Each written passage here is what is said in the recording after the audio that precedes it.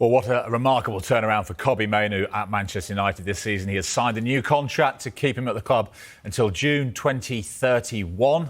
The 21-year-old has really enjoyed a renaissance under Michael Carrick, having fallen out of favour under Ruben Amorim. He's now made 98 appearances for the club. He's been associated with United since the age of 6. Jody, I mean, you know, a new long-term deal for a player who it looked like might even leave the club when he wasn't really getting a game under Amorim, which sort of begs the question, what was Amorim not seeing that Michael Carrick certainly has? I think that's, if you're talking about one of the biggest question marks over someone in the last couple of years in the Premier League, and how this manager was overlooking the kid. I mean, you only need to look at what Kobbie Mainoo done at such a young age, even for England. For England, playing unbelievable. He's played in cup finals for Man United, been man of the match. At such a young age, looking so accomplished. I remember seeing him, I think it was like his second or third appearance. I think he played away at Everton and absolutely ran the show as like an 18-year-old. And I just couldn't believe it. And I sat here many a time and was questioning, I don't know what Ruben Amorim's doing. We can talk about his system and stuff like that, but how you just ignored this kid. Now listen, there are some moments when you go, we don't know what's going on at the training ground, we don't know what's going on behind the scenes, but there was very little before Ruben Amorim to suggest this kid was not putting it in. Whenever you see him play or doing his interview, he seemed like a lovely kid, and some of the stuff he's done for Man United since Michael Carrick's taken over. I mean, Michael Carrick deserves credit for it, but I've got to say, I think if you asked 99% of Man United fans and most football fans up and down the country, they'd have gone, how is Kobbie Mainoo not getting any game time? So as much as, listen, you have to put him in first and then he needs to produce as a young player, but I think it was one of the things that was baffling most people in football. To just ignore him the amount of times that he did, it'd be a little bit different if he was playing for a City or something. Sometimes we've questioned City or Chelsea when they was really successful, maybe not playing some of the young kids. But Man United were having an absolute horrendous spell under Amorim, and he still couldn't get a look in. And the people playing in his position were playing extremely poorly as well. So I think it's a great move, not just from people like Jason Wilcox and Man United, but it's great for the fans as well. There's nothing better than seeing a homegrown talent take the pitch, take the field, for your club, and someone who supports them and been there from such a young age. It's only right that he signed a new long-term deal for me. What about England? You mentioned, you know, he burst onto the scene. He's played in the final already, I think, for England, but he did play in the last game against Japan, which they lost. What about his place in the England squad? Is he a shoo-in for this summer or not? Well, again, this is what happens at the top end of football. You've got a manager that doesn't fancy you, so he takes you out of the team. You then got an England manager that's going, I can't pick you because you ain't playing. And in that time, it has to be said, people like Elliot Anderson has come to the forefront and produced someone who they might be looking to maybe play with him next year. But for me personally, I think Mainoo should make the squad. Whether he should start or not is another question, but that's what can happen in football when you've been ignored for an amount of time, where when you've got other good players in your position, they can come in and do a job and produce, like I said, Elliot Anderson, Wharton. They'll all be vying for a space. But as I said, since Michael Carrick's been in, there's not many that have played better than him for Man United. Yeah, he is certainly staking his claim, isn't he, for a place on the plane this summer. Staying with Manchester United, because we talk about the turnaround for Mainoo. What a turnaround for United, full stop. You go back to 6 months ago, 14th in the Premier League under Ruben Amorim. Now sitting third, 9 wins from their last 13 games. And we've sat down with United midfielder Mason Mount, who spoke to us about their resurgence under Carrick, the club's aims for Europe, his own form, and his England ambitions too. You come here in a really good moment as well, in what has been a really positive end to the season at Manchester United. Talk about Michael Carrick, Bruno Fernandes having an incredible season, Casemiro scoring goals, and you're fit and very much a part of it. How do you assess the last few weeks and months? Because it was a challenge at the beginning, but certainly this is the Manchester United right now that people recognise and expect to see week in, week out. Yeah, I think we're in a really good spell. It's not been like that throughout the season. There's been up and downs, but I think the kind of character that we've shown we always knew there was something there. There's the ability there to kind of really finish the season strong. And obviously Michael coming in, I think he's been brilliant, and we've really been pushing as a team to get where we belong in the league, and that's right at the top. So yeah, it's been amazing, but we just need to finish the season off strong now. You talk about Michael Carrick being really effective. What's he done? Why is this Manchester United side very different from the one perhaps 6 months ago? I think you can see the way we play. I think he's someone, as we know, who's been there and done it, and knows the club inside out, knows what the fans really want to see. And I think, yeah, it's been brilliant. I'm a massive fan of him and the way he is, not just as a manager but as a person as well. Easy to speak to, and yeah, he's been brilliant. And as you can see on the pitch, everyone's been enjoying it. But it's not done yet. We've still got a few more games left to really solidify this run that we've had. I'll talk about the Champions League qualification in a moment, but Michael Carrick, ex-Manchester United midfielder, you're a current Manchester United midfielder. How much has he been able to enhance your game, develop you as a player, and really hopefully take you to that next level?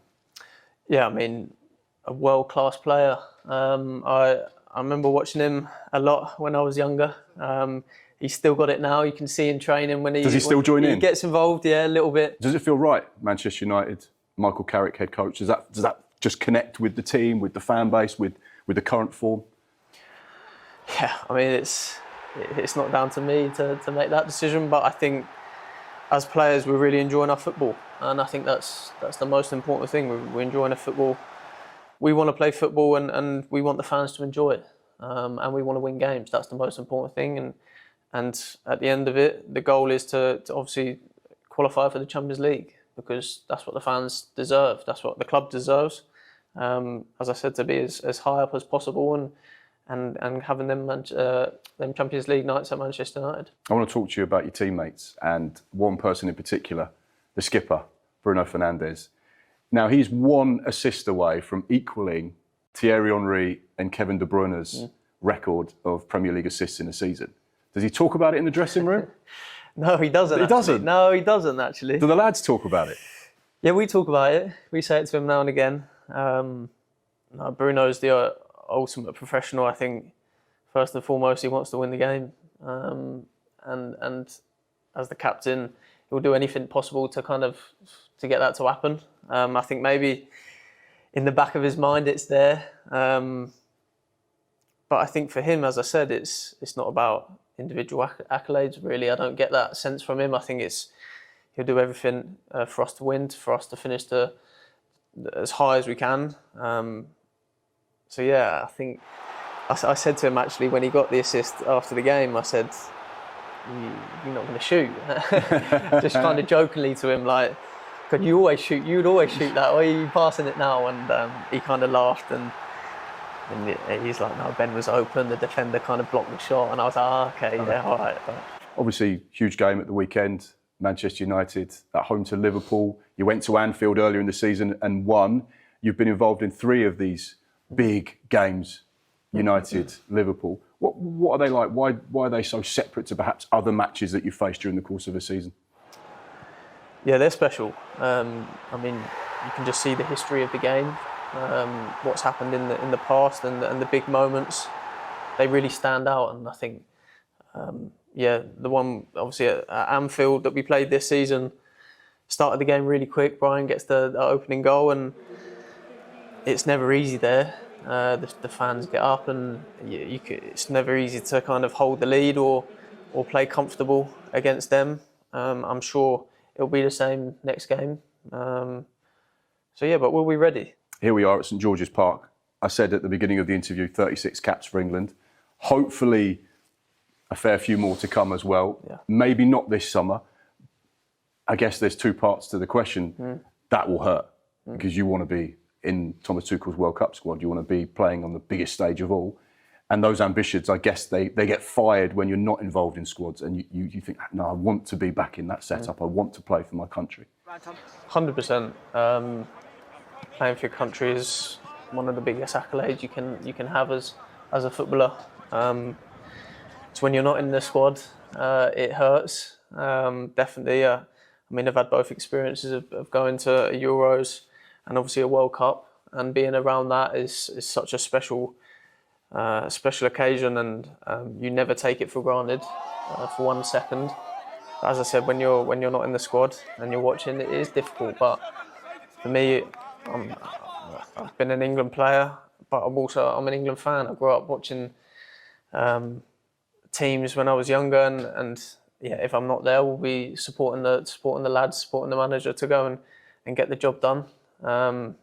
But yeah, we don't know obviously this summer, but I'll be ready for next season. As you said, fired up, and I want to get back in. That's definitely a goal of mine to get back into the national team. So yeah, got some work to do. What's Mason Mount's one wish between now and when you retire? If we could give you one guarantee, one trophy, one accolade, one thing. It's a tough one, yeah. I'd say the Premier League. Yeah?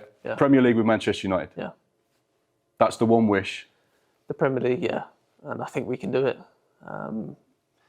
That's definitely... I dreamt of that as a kid. I dreamt of winning the Champions League. And to win the Premier League, a domestic title, not many get to say they've done that. And I think, next season, it could be a possibility if we keep working hard. You never know. I think a few results that didn't go our way this year, and we find ourselves in third position. So I think there's obviously a long way to go and a lot of hard work to do over the off season and in pre-season. But yeah, that'd be a special goal. Yeah, really interesting chat like with Mark McAdam and Mason Mount. And first of all, Jody, I mean, you know him well. Speaking from a charity day in connection with Make-A-Wish for 11 young football fans who are living with critical illness. And as I say, you know him, I suppose a measure of the man to give his support to such an important cause. He's a great kid, and I say kid just because I keep thinking of him as a young lad at Chelsea. Yeah. But he's grown into a quality young man. I always knew he was going to be that. He comes from a good stock, like real good family around him, and these sort of things don't surprise me at all. He's always been one of the first ones that would give up his time for your charities and any kids at the training ground and stuff like that. He's always great with them, so it doesn't surprise me one bit. You've spoken to us before about the way his departure from Chelsea to Manchester United played out. He's had bad luck with injuries since he moved to Old Trafford. How sort of disappointed have you been for him for the way it's worked out in the last couple of years? Yeah, really disappointed. And I get asked about Mason quite a lot, obviously, just because of the relationship I had with him. But that's been my biggest disappointment, is just that he's had such a big move from the club that he spent so long at, and then not being able to really showcase what he's capable of because of... You get players that sometimes get injuries early in their career, some that it's spread out over the course of their career, and you can be really unlucky like he was. The minute you get a move and all of a sudden they seem to all come at once. Because he was... One of the good things you liked about him is always available to train, always available to play. Would put in a shift in both of those things as well, every time. So yeah, all I hope for Mace is that he can stay injury-free to get back to the level that he's capable of performing at, because you simply can't do that when you're on the treatment table. And if he can stay injury-free and he can get more minutes for Manchester United, he talked about his England hopes and his aspirations. Is there still a way back for him with England? Yeah, I think that when you're someone that's got the qualities that he has, there's always going to be a way back if you perform to the level that people know you're capable of. Now, we know Thomas Tuchel knows about his qualities extremely well because he won the Champions League and was Player of the Year for him that year. So you imagine that if he was playing week in, week out and performing, then he would have had a good shot at making that squad. But like I said earlier about the Kobbie Mainoo, and you can get sliding doors moments when you're left out of teams or you're injured and other people step up, it then becomes harder to then get back in. And at the moment, it's going to be hard to get back into the Man United team. So I feel that if he's fit and performing, then I think he'll perform well for any team he plays, whether that be England or Man United or elsewhere. But like I said, first and foremost, I just hope he gets over these injury problems he's had. One Ajax, Rob Dorset's come in for Kobbie Mainoo because Manchester United beat Brentford 2-1 at Old Trafford through goals from Casemiro and Benjamin Sesko to move within touching distance of a Champions League return. Now, Gary Neville believes Carrick has produced the absolute maximum from the squad in his time in charge, while Jamie Carragher is convinced Carrick will be the club's manager next season. I think if Michael Carrick was speaking honestly, I think what he'd say is at the moment that he's getting the absolute maximum out of this group of players. Is it 29 points now in 13 games since he come here? That's a brilliant job. It is a really brilliant job because they played fantastically well in those first two games against City and Arsenal. I mean, it was absolutely amazing, those two performances. They really were fantastic. He's going to be the Manchester United manager, certainly next season, no doubt about that. And you can't say he doesn't deserve it. They are absolutely sensational results. I mean, they're results of a title winner someone going for the league. Now, I know that pressure isn't on Manchester United right now. They haven't got European fixtures. All these other things will come into it. But I don't think anybody could have come in and done any better results-wise. Now, the performances of late have not been great. That was another one tonight. But it's not a great Man United team. I think you'll realise when he looks at the group of players out on the pitch, he said before the game, I thought I heard him say in the interview with Dave Jones and Jamie Carragher, that he's been influencing the sort of what would be decision-making in terms of the squad for next season, which is something that, he thinks about the long-term future of the club, even if he's not here at the end of the season, which I think he's more than likely to be. I'm looking at Liverpool and Manchester United in third and fourth position. I don't think either of them are great right now, and I don't think it tells you almost a great Premier League. So he's still getting the results, even though the performances of late, even the Chelsea game, you go away in Chelsea, that's a big result. Winning there tonight was a big result. He'll think, this still needs another couple of transfer windows, this squad, to get to a point whereby I like everything that I see. There's a lot of things in there that you'd want better. There just is. There's some good bits. There's some lively play. But obviously, I mean, Casemiro, one more year. He's not going to be here one more year. He's going to leave, and there's going to need to be a new midfield built.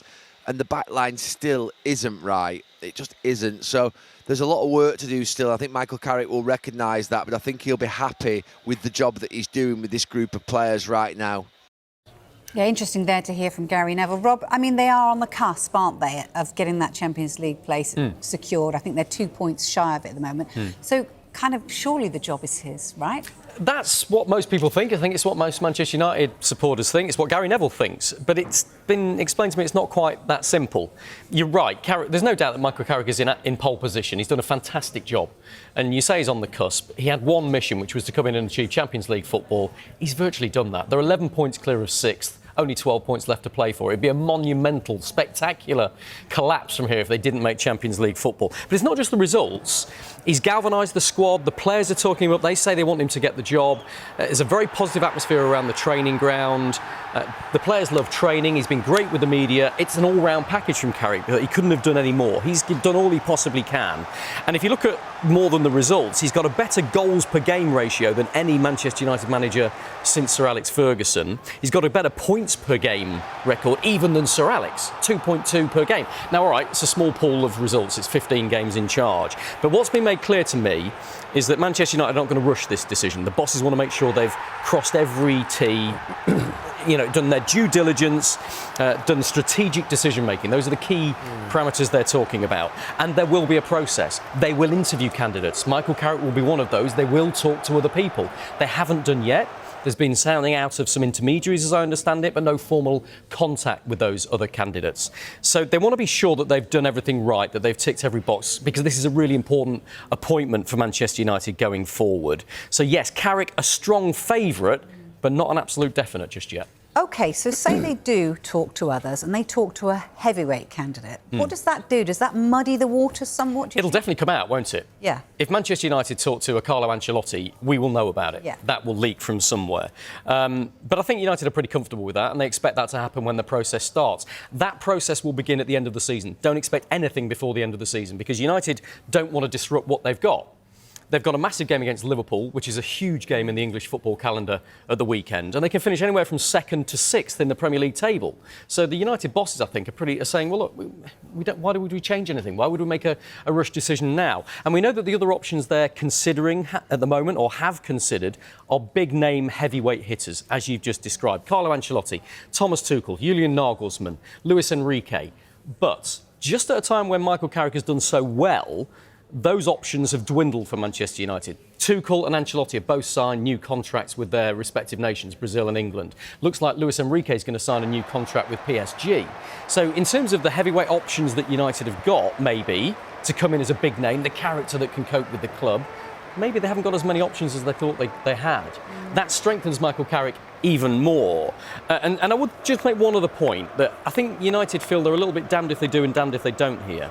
If they appoint Michael Carrick and things don't go well next season, when they've got many more games to play, they'll have European football, they'll have cup competitions, nothing like this unique season they've had this time. If it doesn't go well, there'll be plenty of pundits out there who'll turn around and say, made the same mistake as they did with Ole Gunnar Solskjaer, nothing's changed. 15-game honeymoon period, did well, give him the job, and look where it's left them. Alternatively, if they appoint Julian Nagelsmann or Luis Enrique, and that doesn't go well, all the pundits will turn around and say, terrible decision by Manchester United. Why didn't they go with the guy who was doing such a good job at the start? So it's a difficult one for them. They want to be sure, I think, United's bosses, that they get this right, and they're not going to leave any stone unturned until they do that. Rob describes it perfectly there. It's damned if you do, damned if you don't, almost, isn't it? Would it be a bigger story if they don't give him the job? I don't think it would be a bigger story. It's Man United Football Club, but I'd be very surprised with the job he's done now if he didn't get it. But I know conversations probably between the two of them before he got it, what his job was and what his role was, and he will know Michael Carrick. But Rob said they'll speak to other candidates in the summer, but he's ahead of everyone at the moment. Look where he's took them for. They need to appreciate where they were. Under Ruben Amorim, Man United fans were saying how disappointing it was. Their season was finished. They were nowhere near Champions League. What Rob makes is a good point is next season there's even more pressure on Michael Carrick if he does get the job and Man United, because you've got Champions League football. It's helped him only ever playing one game a week now because they've been out of all the cup competitions. Next season is going to be more pressure, but they're bringing better players. I think he deserves the job. I think he should be given an opportunity. You know, one name I was going to throw into you, but he's still in a job. But if he didn't have a job, Eddie Howe. Yeah, it'd be a great fit. I think that would make perfect sense. And he's had an awful lot to deal with at Newcastle, hasn't he, behind the scenes. But look, I don't think he's under consideration. No. And as you say, he's still in a job. He's got a job, but I think he'd be a name they'd look at. Just finally on this subject, Clinton, does it matter if you're a player to have a big name, a manager, or does it just actually matter the guy that gets you? And at the moment, it looks like the guy that gets them. Yeah, it's about the guy that gets you. All these big names.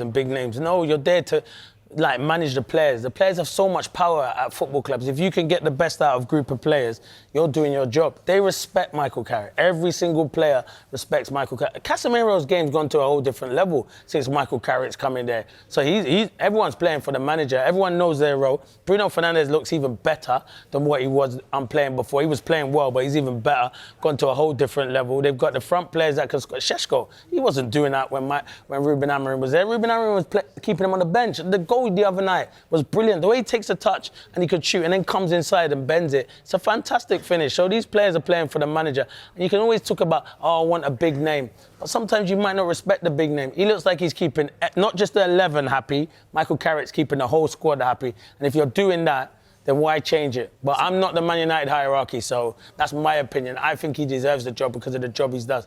Do I think he will get it? I'm still 50-50. OK, interesting. OK, tell us more about two United players that you've got. Yeah, look, protracted negotiations with Kobbie Mainoo for some time. It's very close now. He's expected to sign this new long-term deal until 2031. Close to full agreement on all the details, all the terms. I expect that to happen before the end of the season. Marcus Rashford, this is an interesting one because Manchester United would like to sell him. They've got a clause in the contract with his loan deal at Barcelona for £26 million as an option for them to buy it. Barcelona, we understand, can't afford that right now. And so that's a problem for them. It's possible that we're being told Barcelona might come back to Manchester United to talk about and negotiate for a possible extension to that loan, take him on loan for another season. Don't know how Manchester United will respond to that just yet. Wow. No, OK. Right, it is one of the highlights of our big weekend. Manchester United are up against Liverpool on Sunday. One step closer to confirming their return to Champions League next season. They held on for a 2-1 victory over Brentford last night, and they face Liverpool on Super Sunday matchday. Now, Mason Mount believes that United can produce the same performance they did in October against Liverpool. Special night for you last night. Huge 3 points for Manchester United ahead of what is another big game this weekend. It doesn't get much bigger really for United fans against Liverpool. We know you went to Anfield earlier in the season and won. What's the mentality going into this game this weekend, this Sunday? Do the double over them? Yeah, I think going into it with the same mentality as the last one. It's obviously at home this time, and we've been on a good run recently, so we need to carry that on. 4 games left. Let's finish strong. And you've got a man here to your right-hand side. You've just been up against him. He knows a thing or two about playing Manchester United Liverpool games, doesn't he? He knows a thing or two. Yeah, he does. He does. And the last time you played, Jamie, back in 1999, what is it about this fixture? What is it about the special relationship that these fans share? And it's very unique, isn't it? Yeah, it's the one. I'm not so sure it's special. It's special in a lot of ways. Is when you play in it, it's always the game that you look at the start of the year. What does it determine? And I think if you looked at how the two teams have done this season, I think probably we said Liverpool probably will be the team vying for the title. It hasn't worked out that way this year, but Manchester United have been in a great run. They really have. Great result yesterday against Brentford. Michael Carrick's done a good job. The squad looks really strong. So Sunday's going to be great. I'm always looking forward to that fixture. What's going to happen? You always feel that it's got that little bit of an edge to it, on the pitch, off the pitch. So it's going to be a great occasion. So hard to call. Obviously, Manchester United got the bragging rights early in the season, but we'll be seeing how this one goes. If it's anything like my management today, we're in trouble. So I won't give away too much, but I think I'm getting sacked in the morning. And the prospect of getting into the Champions League as well, it could be a really special campaign that gets Manchester United back to where they want to be, at the top tier of club football, playing in the Champions League, and then maybe next season challenging for the Premier League. Yeah, that's the goal. That was the goal at the beginning of the season, trying to finish as high as we can. And Champions League football is massive for the club, it's massive for the fans for next season. So, yeah, that's what we're striving to do. We're in a good position. We just need to finish off strong now. They certainly do need to finish off strong because it has been going so well. We're going to get to the game against Liverpool, which always quite tasty, in just a moment. But on Mason Mount, it's been quite frustrating, hasn't it, for him at United? Do you feel he can be more influential there? Yeah, he's going to have to be, but he needs to just stay fit. And it's going to be difficult to get into those front three at the moment because if you look at it, I think when everyone's fit, it could be Cunha, could be Mbeumo, it could be Šeško. Ahmed comes in and plays, and he's behind all of them at the moment. I don't think he'll play as a centre midfielder. I think he needs to play in one of them wide areas. But he's a talent. He is a talented individual, and we know he's a talent. We saw the talent at Chelsea. We've seen it in bits at Man United. But I just think he needs to run a game. So next season, I think, hopefully you see the best of Mason Mount. Have a good pre-season and come back fit, and hopefully have a season uninterrupted by injuries, because that's what we think of Mason Mount at Man United so far, is a lot of injuries. He's got huge potential. I think he's a top player, but it's just the injuries at the moment. Do you think he should consider his future? Will United consider him available for sale, particularly if they invest in their midfield? So obviously that's heavily reported at the moment. Well, yeah, but I don't think you want to leave. When you're at a big club, you don't want to leave because you're at one of the biggest clubs. And he left Chelsea to go to Man United. So he went from one big club to an even bigger club in Man United, who were huge. So yeah, obviously, but you don't want to, you never want to leave there. So if he's got a chance to stay there, he wants to fight for his position. But if he's not getting the game time, evidently they might try to move him on. But I feel like he's still got a lot to offer. And they're going to be in loads of more competitions next season as well. So I feel like he will get the game time. It's up to him now. Grab it with both hands. But I still think he has a lot to offer. OK, right. Coming up next, it is a big one.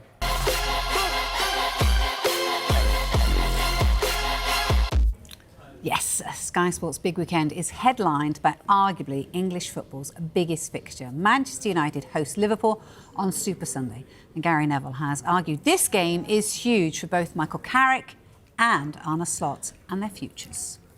I think this is massive for Michael Carrick and big for Arne Slot. I don't think either of them can afford an embarrassment on Sunday. A win for either would be very big. It would give them both confidence. If Arne Slot was to come here and win, it would be big for him. It would be very big for him. But if Michael Carrick was to go and beat Arne Slot and see Liverpool off it, it would be massive. For both managers, I think it's a serious game.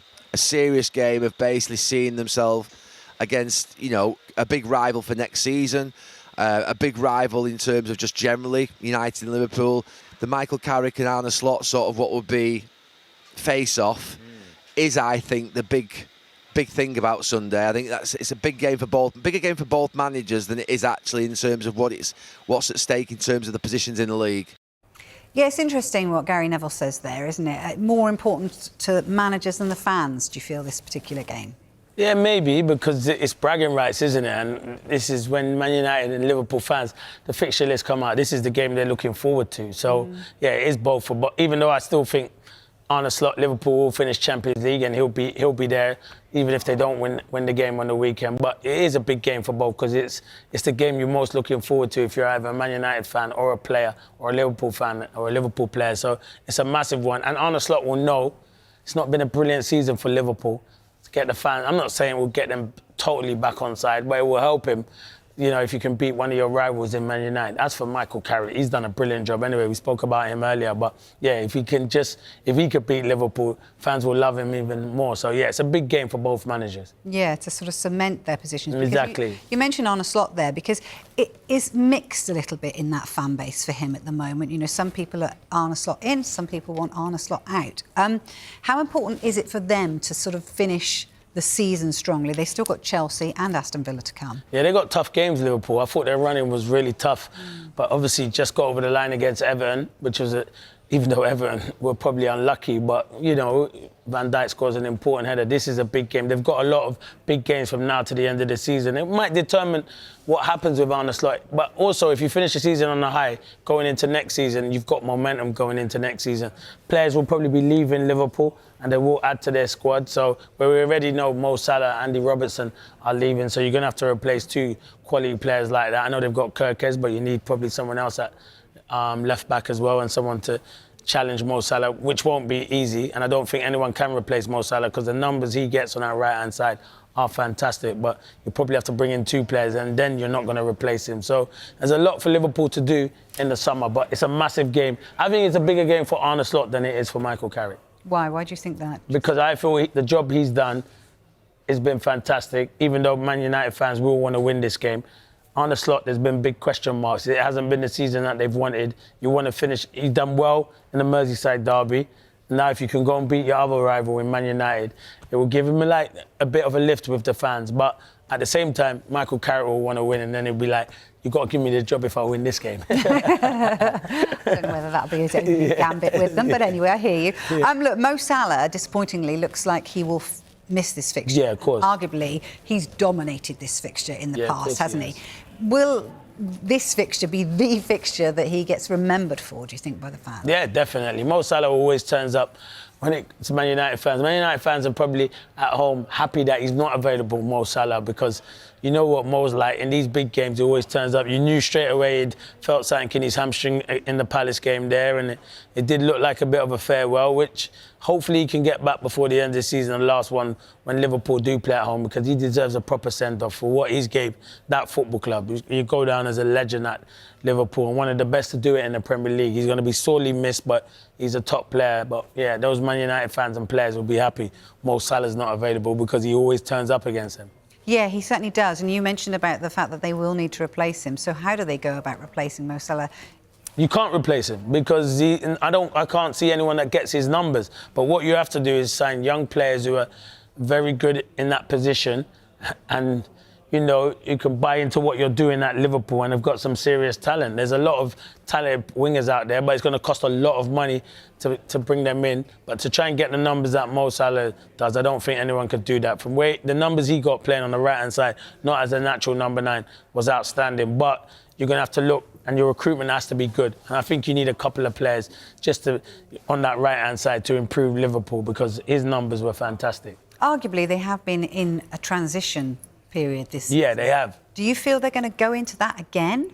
No, I don't think. I think this season, and you know what, they've had injuries to players. Ekitike came in, done well, then dropped off. Now he's got an Achilles injury, so Isak got injured, and that was the saga. I think Isak's saga in the summer did hinder Liverpool a lot. The way he came late and he didn't get fit, didn't have a pre-season. Then he picked up an injury. His goal against Palace looked like the Isak that scores goal we saw at Newcastle. So if he could have a good end to the season, have a good pre-season, he's like having a new signing. Wirtz, slowly but surely, is coming into his own. I like him. I think he'll be a top player. So it's just going to take time for these players to gel together. And I think Liverpool will go again in the summer. They won't have... I can guarantee you Liverpool won't have the season that they've had this season again last season. No chance. Because if they do have it last season and he's in charge, he won't see out the season. He has to hit the ground running. It's Liverpool Football Club. They're going to lose their